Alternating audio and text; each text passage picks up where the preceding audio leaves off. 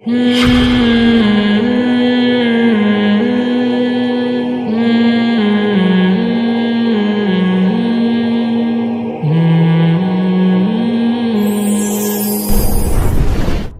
ہے.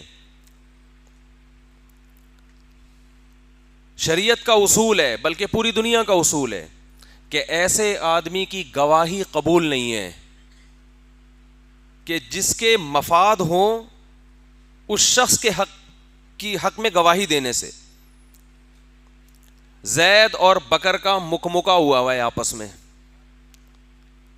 زید نے کہا کہ عدالت میں میرا کیس چل رہا ہے, عدالت میں میرا کیس چل رہا ہے, 1 کروڑ روپے کا کیس ہے, میں جیت گیا نا تو آدھے تیرے. اور زید گواہی کے طور پر لے گیا بکر کو. بکر گواہی دے گا نا زید کے حق میں. عدالت کو جب پتہ چل گیا اگر کہ ان دونوں کی آپس میں طے ہوا ہے معاملہ ان کا آپس میں کہ یہ جیت گیا تو 50 اس کو دیں گے, تو عدالت اس کی گواہی قبول کرے گی؟ کبھی قبول نہیں کرے گی. تو حق میں اختلاف اس لیے بعض دفعہ ہوتا ہے کہ اگر دوسرا حق کو تسلیم کر لے تو اس کے مفادات پہ زد پڑ رہی ہے. آج اگر یہودی مان لے کہ اسلام برحق ہے تو پھر اسرائیل کا وجود ناجائز ہو جائے گا. آج اگر دنیا کے غیر مسلم ریاستیں اسلام کو مان لیں کہ برحق مذہب ہے تو پھر ان کے جو اپنے آئین ہیں وہ کالعدم ہو جائیں گے. بتاؤ, آج امریکہ مان لے کہ میں مانتا ہوں خدا ہے اور خدا نے محمد صلی اللہ علیہ وسلم کو بھیجا اور اسلام برحق ہے, تو سوال پیدا ہوتا ہے پھر آپ اسمبلی میں قانون سازی کیوں کر رہے ہو؟ پھر اس خدا کو مانو نا, اس نے جو قانون بنایا ہے وہ تو زنا کی اجازت نہیں دیتا, وہ تو شراب پینے کی اجازت نہیں دیتا. مانے تو سارا سسٹم کیا ہو جائے گا؟ ختم. تو 2 اور 2 4 کی طرح اللہ نے اپنے نبی صلی اللہ علیہ وسلم کی نبوت کے دلائل اس آفاق میں پھیلا دیے ہیں, مگر یہ دلائل بدیہی نہیں ہے, نظری ہیں. وہاں نظری ایسے ہیں جب بدیہی سے بھی بڑھ کر ہیں, لیکن ہے نظری, غور کرنا پڑتا ہے. جو غور کرے گا وہ نتیجے تک پہنچے گا, جو غور نہیں کرے گا وہ ساری زندگی گمراہیوں میں ٹھوکریں کھاتا رہے گا. اور غور کرنے کے بعد نتیجے کو تک پہنچیں گے تو سب مانے گا وہ جو اپنی خواہشات کو ایک طرف رکھ دے, ورنہ درست نتیجے تک پہنچنے کے بعد بھی اس نتیجے کو مانے گا نہیں اس کو. آپ نبی صلی اللہ علیہ وسلم کی تعلیمات کا مطالعہ کریں, آپ کو آج بھی اسلام کے پیرالل دنیا میں کوئی قانون نظر نہیں آئے گا. اس کے ہم پلہ ہے نہیں. دنیا قانون صحیح بنا بھی نہیں سکتی اور بنا لے تو نافذ نہیں کر سکتی. نفاذ کے لیے جو موٹیویشن چاہیے وہ بھی نہیں ہے. ہمارے ایک دوست لندن سے, انہوں نے کل کا اپنا واقعہ بتایا کہ وہ لندن میں کہیں بہت گھومے ہوں گے, شاید بیان میں بیٹھے ہوئے ہیں, یہاں پہ بیٹھے ہوئے تو بھی ہاتھ کھڑا کر دیں, ویسے تو آتے ہیں بیان سننے. نہیں, یہ بھی کینیڈا سے ماشاء اللہ, وہ لندن سے آئے ہوئے, کینیڈا یا لندن پتہ نہیں, آج نہیں آئے میرا خیال ہے, یہ لیٹ ہو گئے ہیں کیونکہ لندن سے آئے نا. لندن سے آئے ہیں تو ظاہر ہے پاکستان میں آتے تو پھر یہاں کے حساب سے چلیں گے نا. ٹھیک ہے, لندن میں تو لوگ لیٹ نہیں ہوتے, لیکن پاکستان آئے پھر یہاں کے حساب سے. کہتے ہیں نا جس ملک میں اس فقہ کو فالو کرتے ہیں بعض لوگ, تو ہمارے یہاں لیٹ فقہ چل رہا ہے, ہر کام لیٹ. تو کہنے لگے کہ میں جب وہاں گیا تو میں شراب کی طرف نہیں گیا, حالانکہ لوگ پیتے ہیں بہت زیادہ. وجہ کیا ہے کہ ایک واقعہ اپنی آنکھوں سے دیکھ لیا تھا, اس کے بعد شراب سے نفرت. وہ واقعہ یہ دیکھا کہ کہیں کسی گورے نے شراب کے نشے میں کسی بے گناہ خاتون کو, وہ گورا نہیں سوری بلیک گورا تھا, گورے کی بھی 2 قسمیں, ایک بلیک گورا اور ایک کالا وائٹ گورا, تو وہ بلیک والا گورا تھا. اب آپ کہیں گورا بھی اور بلیک بھی ہے, تو گورے سے مراد اس کنٹری کا تھا وہ, لیکن تھا بلیک. تو وہ جو بلیک گورا تھا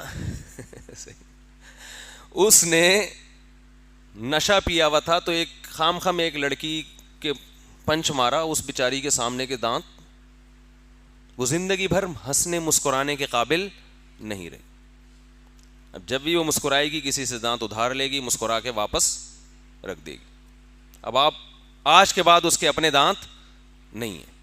کہہ رہے مجھے بڑا ترس آیا اس لڑکی کے اوپر, بے گناہ بیچاری ہے, وہیں جا رہی ہے اور یہ نشے میں اٹھا پھوڑ دیا اس کے. تو میں نے ان سے کہا, جب انہوں نے واقعہ بتایا نا, میں نے کہا دیکھو ہمارے ہاں لوگ اس کو تو دیکھتے ہیں کہ قانون کتنا مضبوط ہے, کہ جس نے نشے میں مکہ مارا ہے, نشے میں مکہ مارا ہے, پولیس اس کو پکڑے گی, رشوت لے کے چھوڑے گی نہیں. ہمارے ہاں جو نیگیٹیوٹی ہے, سوری جو نیگیٹو بات ہے, کہ ہمارے ہاں اگر کسی نے بغیر نشے کے بھی مکہ مار دیا ہو تو دیکھا جائے گا کہ مکہ مارنے والا ہے کس لیول کا آدمی. بڑا آدمی ہے تو ایک اور مکہ لگا دو آپ, چھوٹا آدمی ہے تو 6 مکے اور بھی اس کے کھاتے میں ڈال دو جو اس نے نہیں مارے. یعنی جتنے دانت ٹوٹنے کے کیس آئیں گے نا, اب قیامت تک کسی کے کھاتے میں, اس مجرم کے کھاتے میں جائیں گے وہ. جہاں بھی پولیس کو کوئی بغیر دانت کا نظر آئے گا, پولیس بلائے گی, ہاں بھائی کس نے توڑا, کہ پتہ نہیں, لے آؤ یار وہی ہے نا وسیم کو اٹھا کے لاؤ بھائی وہاں سے, اس نے فلاں خاتون کے دانت توڑے تھے, لہذا اس کے بھی کس نے توڑے ہیں, وسیم نہیں توڑے ہوں گے. ہمارے محلے میں بچپن میں ایک شخص نے چوری کی, لڑکا تھا نوجوان, بنگلے میں وہ لوگ مالک مکان گئے ہوا تھا کہیں 2-3 مہینوں کے لیے, تو یہ لوگ گئے وہاں چوری کر کے آ گئے, پکڑے گئے. بعد میں اس نے توبہ کر لی, تو مجھے ملا, کہہ رہے ہیں مفتی صاحب میں نے توبہ کر لی ہے لیکن پولیس والے مجھے توبہ کرنے دے نہیں رہے. میں نے کہا کیوں؟ کہہ رہے ہیں یار اب جہاں بھی کہیں چوری ہوتی ہے سب سے پہلے مجھے اٹھا کے بلا وجہ چترول لگا کے اکھلواتے ہیں کہ تو نے تو نہیں کی, پھر ثابت ہو جاتا ہے نہیں کی تو چھوڑ دیتے ہیں. کہہ رہے وہ چترول تو سمجھ میں آ رہے تھے, یہ والے کس کام کے چترول ہے بھائی؟ جہاں چوری ہوگی پہلے احتیاطاً احتیاطاً 8-10 چترول ہمارے لگتے ہیں. تو کہہ رہے ہیں یہ تو مجھے چور بنا رہے ہیں کہ یار جب میرے لگنے ہی ہے, ہر محلے کی چوری میرے ہی کھاتے میں ڈالنا ہے, تو پھر یہی کام شروع کر دو. خیر میں نے اس کو سمجھایا, اللہ کے بندے آخرت کے چترول اس سے سخت ہیں.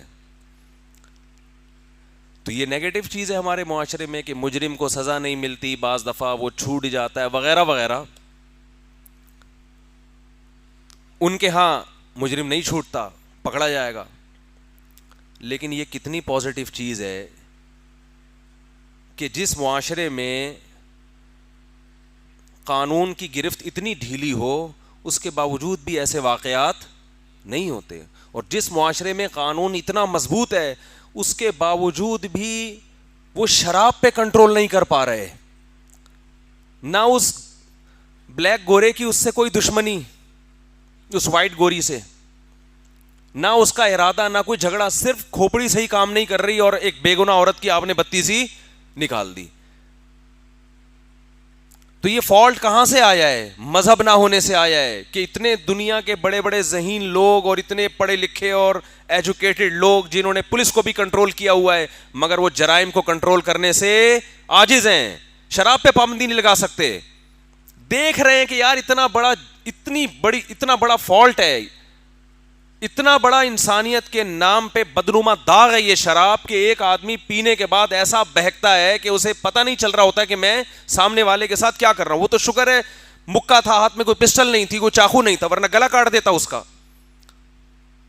تو میں نے کہا یہ ایک نیگیٹو ہے اور ایک پازیٹو.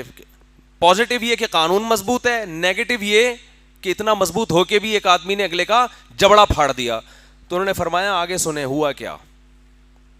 ہم تو اپنا تبصرہ پارسل کر دیا تھا نا, تو انہوں نے کہا آگے سنیں ہوا یہ ہے کہ اس بلیک کو سزا نہیں ملی. لو بھائی کیوں نہیں ملی بھائی اس بلیک کو, اس وائٹ بلیک گورے کو سزا کیوں نہیں ملی؟ اس لیے کہ وہ تو نشے میں تھا, اس کا قصور نہیں ہے, جان کر تھوڑی کیا, اگلے کے دانت بھی گئے. یہ جب انسانی عقل قانون بناتی ہے تو اس کا یہ حال ہوتا ہے. پی کے آپ نے بندہ مار دیا, پی کے آپ نے ہو سکتا ہے 2-4 چترول یا کوئی جرمانہ تھوڑا بہت لگا ہو, کوئی وہ کیس نہیں بنا جو سچی مچی جاگتی حالت میں جب دانت توڑنے پہ کیس بنتا ہے, اسلام میں آپ شراب پی کے کوئی جرم کریں یا بغیر شراب کے کوئی جرم کریں، دونوں میں کوئی فرق بولو نہیں ہے.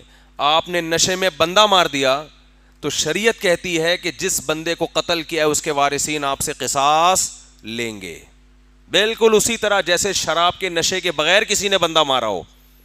اس لیے کہ فقہا کہتے ہیں کہ ٹھیک ہے ابھی اس کا دماغ کام نہیں کر رہا تھا، شراب پینے سے پہلے تو دماغ کام کر رہا تھا نا، کہ میں پی کے کچھ بھی کر سکتا ہوں.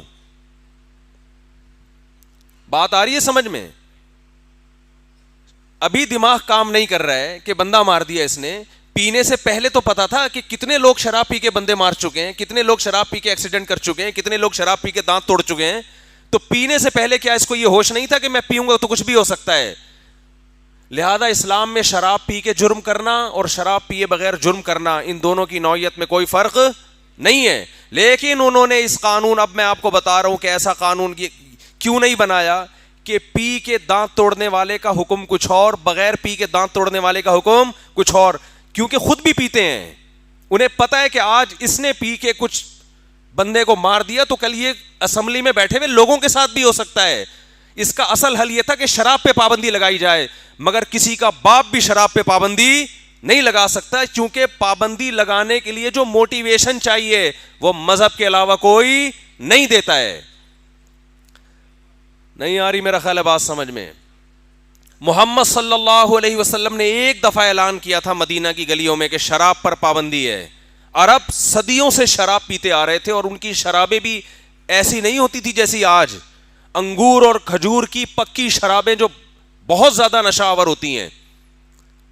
فقہا نے انگور کھجور کی شراب کا حکم الگ بیان کیا ہے، انگور کھجور کے علاوہ شراب کا حکم الگ بیان کیا ہے. شرابوں کے عادی تھے، مگر ادھر نبی صلی اللہ علیہ وسلم نے اعلان کیا اور مدینہ کی گلیوں میں شراب کے مٹکے بہا دیے صحابہ کرام نے. اور آپ صلی اللہ علیہ وسلم نے صرف شراب کو حرام نہیں کیا، فرمایا جن برتنوں میں شراب پی جاتی تھی ان برتن کو دھو کر استعمال کرنے کی بھی اجازت نہیں ہے. جن مٹکوں میں شراب بنتی تھی ان مٹکوں کو بھی توڑنے کا حکم دیا آپ نے.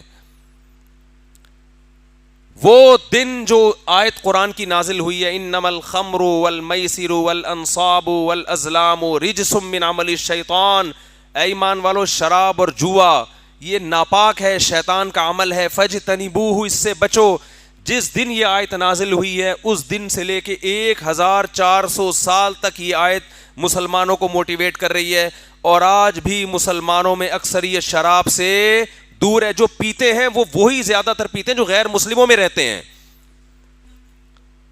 جو وہاں سے خراب ہو کر آتے ہیں.